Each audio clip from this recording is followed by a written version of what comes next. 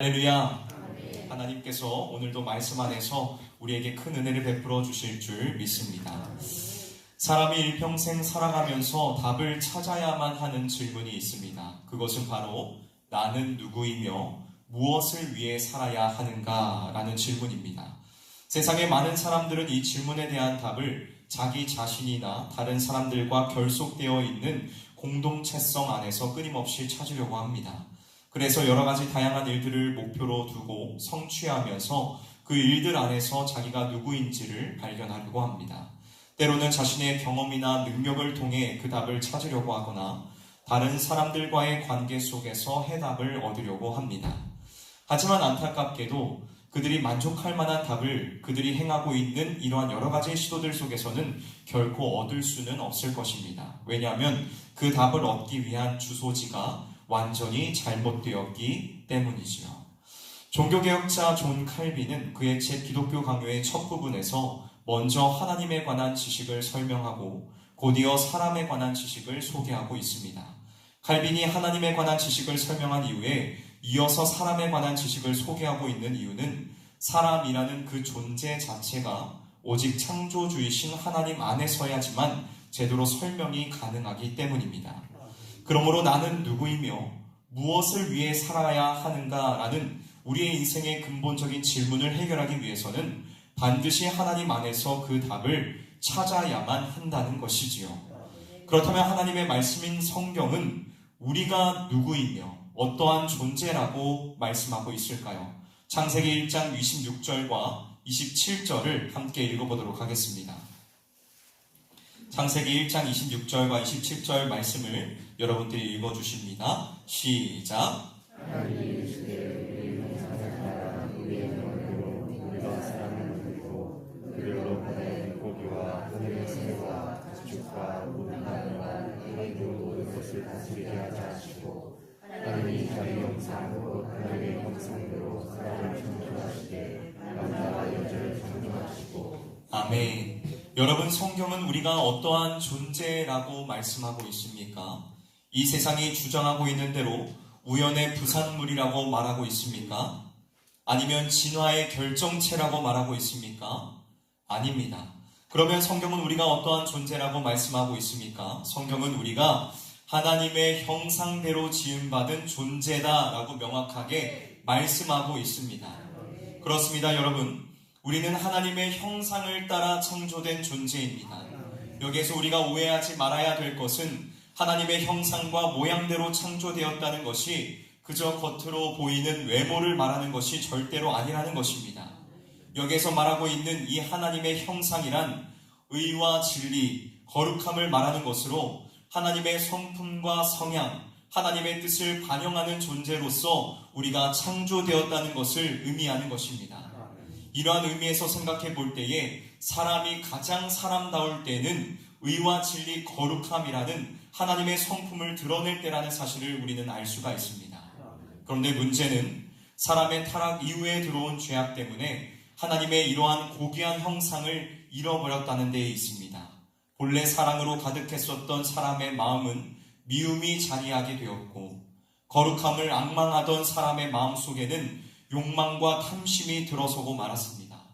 서로를 위하던 모습들은 온데간데 사라지고 자기 중심적인 존재로 변모하고 말았다는 것입니다. 하나님의 성품을 닮은 가장 고귀한 존재에서 가장 타락한 존재로 추락해버리고 만 것입니다. 그러나 하나님은 우리를 그냥 내버려 두시지 않으셨습니다. 하나님께서는 하나님의 형상이신 예수 그리스도를 이 땅에 보내주심으로 우리의 형상을 회복해 하셨습니다. 새로운 아담으로 오신 예수님께서는 우리가 잃어버린 형상을 회복하시기 위하여 하나님의 말씀에 온전히 순종하셨고 십자가에 달려 죽으셨으며 사흘 만에 부활하심으로 새로운 생명을 허락하셨습니다. 여러분, 예수님의 죽으심과 부활을 통하여 우리는 이제 새로운 피조물이 되었습니다. 고린도후서 5장 17절 말씀, 그런즉 누구든지 그리스도 안에 있으면 새로운 피조물이라 이전 것은 지나갔으니 보라 새 것이 되었도다라는 이 말씀이 이것을 확증하고 있지 않습니까? 주 안에서 사랑하는 성실의 성도 여러분, 우리는 그리스도 안에서 하나님의 형상이 회복되었으며 새로운 피조물이 되었습니다. 그러므로 이제 우리는 단순히 착하고 선한 영향력을 주변에 끼치기 위하여서 삶을 사는 것이 아니라 그리스도를 닮아가는 삶을 살아가야 합니다. 믿으십니까? 그리스도께서 우리에게 보여주셨던 겸손함과 온유함을 닮아가며 하나님의 말씀에 온전히 순종하기에 힘쓰고 그 사랑을 흘려보내는 삶을 살아야 한다는 것입니다. 그러므로 더 이상 부패한 옛사람으로서의 삶을 살지 마십시오. 옛사람으로 돌아가려 하지 마십시오. 이제는 하나님을 따라 의와 진리와 거룩함으로 지음받은 새 사람으로서 마음을 새롭게 하시길 바랍니다. 바라기는 우리 성실교회 모든 성도님들의 삶에 이러한 복된 변화가 있기를 소원합니다. 그리스도의 형상을 닮아가며 하나님의 아름다운 덕을 세상 가운데 선전하고 하나님의 뜻을 온전하게 이루어가는 저와 여러분들이 되시기를 주님의 이름으로 간절히 축복합니다. 다음으로 성경은 하나님의 형상대로 지음받은 우리가 무엇을 위해 살아야 한다라고 말씀하고 있습니까? 두 가지를 살펴보기를 원하는데 먼저 첫 번째로 다스리기 위해 살아야 한다라고 말씀하고 있습니다. 무엇을 위해 살아야 한다고요? 다스리기 위해 살아야 합니다. 본문 28절에 하나님께서는 사람에게 복을 주시며 이렇게 말씀하십니다. 땅을 정복하라. 바다의 물고기와 하늘의 새와 땅에 움직이는 모든 생물을 다스리라 하시니라. 아멘. 여기서 정복하고 다스리라는 이 말씀은 파괴하고 착취하며 지배하라는 의미가 아닙니다. 이것은 하나님을 대신하여 세상을 돌보고 섬기며 관리하라는 것을 의미하는 것입니다. 그러나 사람들은 하나님께서 주신 통치권을 자신을 위해 사용하고 하나님의 뜻에 따라 세상을 다스리기보다는 오히려 하나님을 밀어내고 자신이 하나님의 자리를 차지하려고 하였습니다. 하나님께서 세우신 선한 질서들을 유지하고 창조된 피조물들을 섬기고 관리하기보다는 피조물들을 지배하며 착취하려 하였습니다. 그러나 예수 그리스도 안에서 새롭게 지음받은 우리, 하나님의 형상이 회복되어진 우리는 더 이상 착취나 지배가 아닌 섬김으로 통치해야 합니다. 우리가 머무는 모든 곳에서 하나님의 선하신 뜻을 드러내야만 한다는 것입니다. 왜냐하면 우리가 머무는 그 모든 곳이 다 하나님의 나라이기 때문입니다. 사랑하는 성도 여러분, 여러분들이 머무는 그 일상 가운데에서 우리가 다스리고 섬겨야 될 그 지경이라는 사실을 기억하실 수 있기를 원합니다.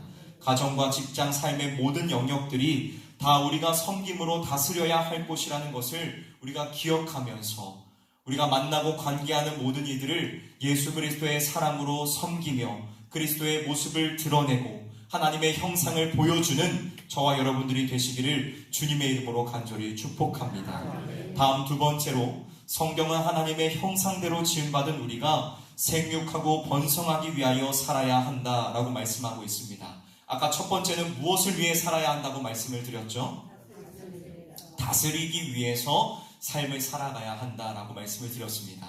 여기에서 다스리는 것은 무엇이라고 말씀을 드렸죠? 착취하고 지배하는 것이라고 말씀을 드렸습니까? 아니었습니다. 섬기는 것이라고 말씀을 드렸습니다.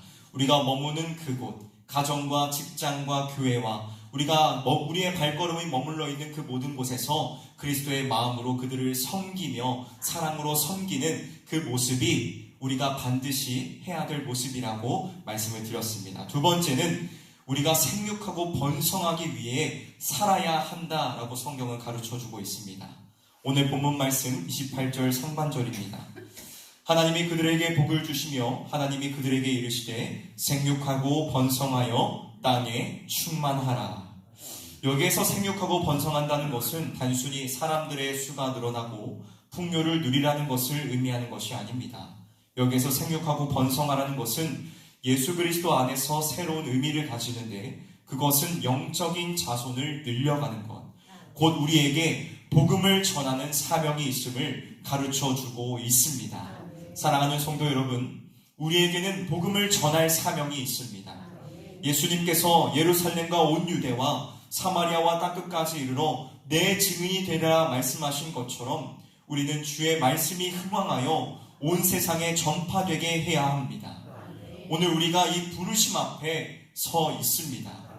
이제 우리가 이 땅에 사는 목적은 단순히 잘 먹고 잘 살며 내 이름을 드러내는 입신양면에 있지 않습니다. 그리스도의 복음을 전하며 하나님의 사랑을 세상 가운데로 흘려보내는 이 귀한 사명으로 우리를 부르셨다는 것입니다.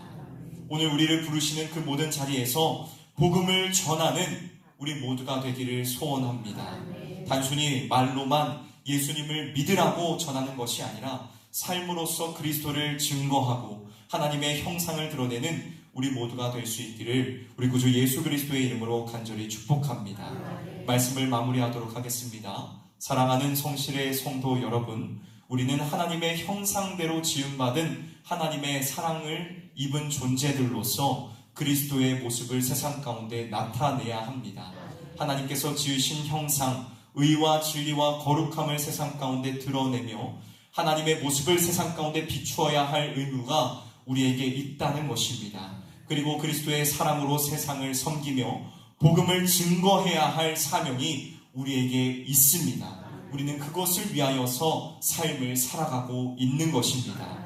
오늘 우리에게 주어진 그 선물과 같은 그 삶 속에서 이러한 삶을 살아갈 수 있기를 원합니다. 다른 사람들을 사랑으로 섬기며 또한 그리스도의 복음을 증거하는 저와 여러분들이 되시기를 주님의 이름으로 간절히 축복합니다. 기도하겠습니다.